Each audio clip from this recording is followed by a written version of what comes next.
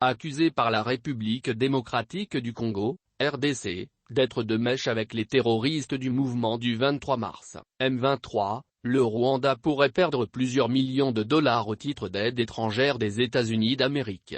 Dans une lettre adressée au secrétaire d'État américain Anthony Blinken, le président de la Commission des Affaires étrangères du Sénat américain, Robert Menendez, indique qu'il envisage de faire une demande de la suspension de l'aide américaine envers le Rwanda en raison de l'implication présumée du pays de Paul Kagame dans les violences qui se déroulent dans l'est de la République démocratique du Congo, RDC.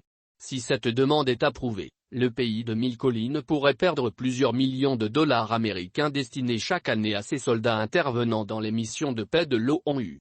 D'après le sénateur Menendez, le maintien de l'aide militaire de Washington au pays d'Afrique de l'Est malgré les accusations de son voisin pourrait être interprété comme un signal troublant indiquant que les États-Unis approuvent tacitement de telles actions.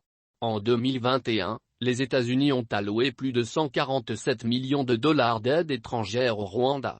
D'après Robert Menendez, le Congrès américain devra également se pencher sur la situation des droits de l'homme dans le pays dirigé par Paul Kagame et entreprendre un examen complet de la politique américaine envers le Rwanda.